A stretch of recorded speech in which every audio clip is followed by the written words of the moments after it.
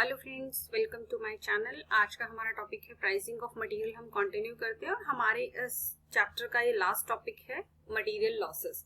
सो basically material losses जो होते हैं वो हमारे 4 टाइप्स के होते हैं।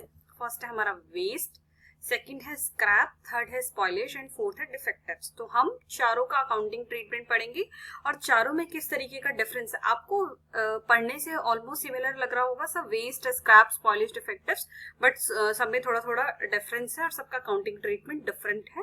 किस केस में कौन सी सिचुएशन अराइजेस होती है हम पढ़ेंगे। आज की वीडियो हम वेस्ट एंड स्क्रैप को देखेंगे और नेक्स्ट वीडियो में स्पॉइलेज और डिफेक्टिव्स को देख के अपना चैप्टर कंप्लीट करेंगे।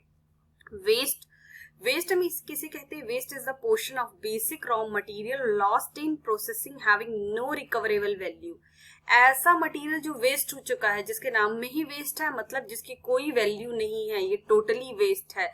वेस्ट में occur due to evaporation. Evaporation होता है जैसे मटेरियल उड़ जाता है ना, इवापोरेशन, लीकेज, फायर, किसी तरीके का केमिकल होता है वो इवेपोरेट हो जाता है, leakage, fire, loading and unloading, inefficient handling etcetera. इस टाइप की किसी भी तरीके से क्या हो गया, आपका मटेरियल वेस्ट हो गया, आपको कोई उस मटेरियल के यूज नहीं है। फॉर एग्जाम्पल आटे, सब आटा जानते हो ना, आटे की जो बोरी होती है वो आपकी फट जाए या आटा गिर जाए तो वो क्या है, टोटली वेस्ट है, उसकी कोई रिकवरेबल वैल्यू नहीं है। जो केयरलेसनेस से आपको ये लॉस हुआ है, विच में अकर ड्यू टू इवेपोरेशन हो सकती है, लीकेज हो सकती है, फायर हो सकती है, लोडिंग अनलोडिंग के चलते जो वेस्ट हुआ है वो सारा वेस्ट के अंदर आएगा। The main effect of waste is to increase the unit cost of production since total cost is spread over smaller number of goods unit.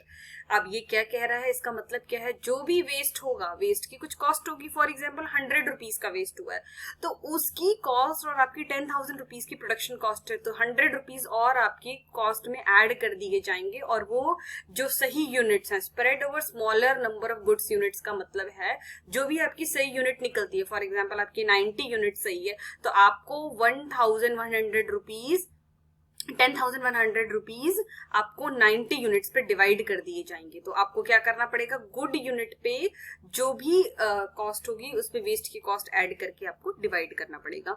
There are 2 type of waste. Waste हमारे 2 type के होते हैं। First है हमारा normal waste and second है abnormal waste. नाम से आपको पता चल रहा है नॉर्मल और एबनॉर्मल कैसे हो सकते हैं।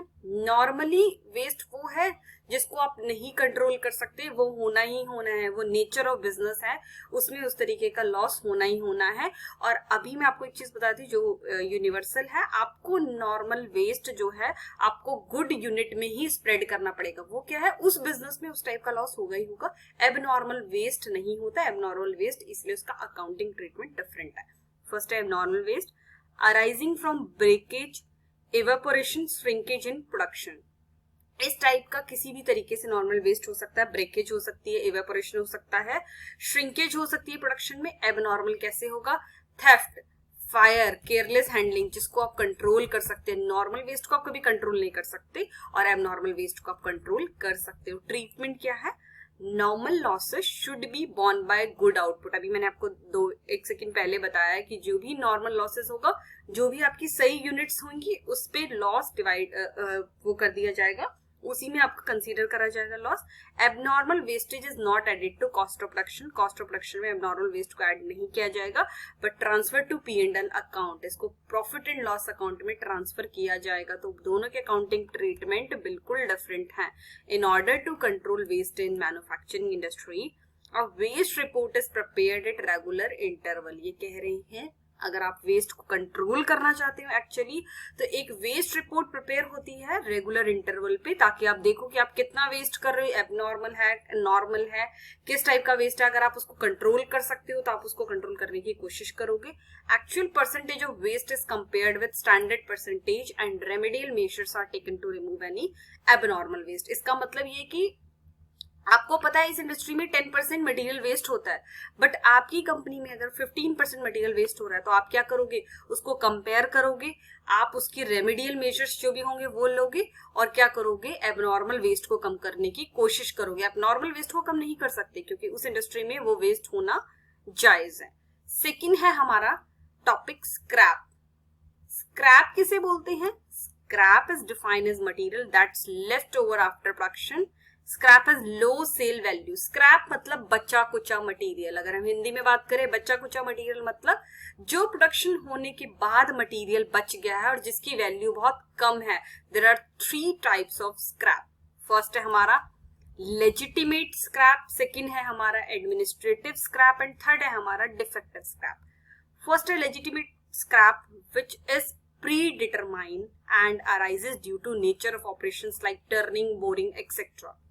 ये क्या कह रहे हैं? लेजिटिमेट स्क्रैप मतलब आपको पता है इस टाइप की इंडस्ट्री में ये स्क्रैप होगा ही होगा। लेजिटिमेट है, विच इज प्रीडिटरमाइंड, आपको पता है इस टाइप का स्क्रैप होगा ही होगा। टर्निंग ऑपरेशंस के टाइम पे जो स्क्रैप होता है, जो मशीन रन होती है उसके टाइम पे जो स्क्रैप होता है, ये मोस्टली मैन्युफैक्चरिंग इंडस्ट्रीज की टर्म्स है, उधर ही फॉलो होती है सारी। सेकेंड है एडमिनिस्ट्रेटिव स्क्रैप। ये कैसे होगा? Due to administration action such as change in method of production. अब क्या करा, आप एक तरीके से मेथड ऑफ प्रोडक्शन कर रहे थे, आपने दूसरा मेथड अपना लिया, तो उससे भी क्या हो सकता है? आपकी स्क्रैप ऑब्वियसली मे बी ऐसा हो रहा हो कि वहां पे ज्यादा बच रहा हो, तो वो उस टाइप का स्क्रैप हमारा एडमिनिस्ट्रेटिव स्क्रैप है, क्योंकि आपने एक डिसीजन चेंज कर दिया, कंपनी की बनाने की पॉलिसी चेंज कर दी, प्रोडक्शन की पॉलिसी चेंज कर दी। डिफेक्टिव स्क्रैप क्या है? which arises due to use of inferior quality of material or bad workmanship or defective machine। ये कैसे होगा? या तो आपने गुड्स की क्वालिटी ठीक यूज नहीं करी, या तो आपने मटेरियल की क्वालिटी ठीक नहीं यूज करी, और या तो आपकी जो मशीन है वो खराब है, और या जो आपकी जो लेबर है वो उतनी एफिशिएंट नहीं, उतनी क्वालिटी वाले गुड्स प्रोड्यूस नहीं कर रही है। उसके चलते जो भी स्क्रैप बचेगा उसको हम कहते हैं डिफेक्टिव स्क्रैप। फ्रेंड्स, आपको किसी तरीके की कोई कंफ्यूजन हो तो आप कमेंट सेक्शन में मेंशन कर सकते हैं। There is difference between waste and scrap. एक डिफरेंस है वेस्ट और स्क्रैप में। डिफरेंस हमारा ये है, there is a difference between waste and scrap. Waste can not be realised where scrap can be realised. Waste क्या है? टोटली वेस्ट, जिसकी कोई वैल्यू नहीं है, वो कितने में भी सामान नहीं बिकेगा।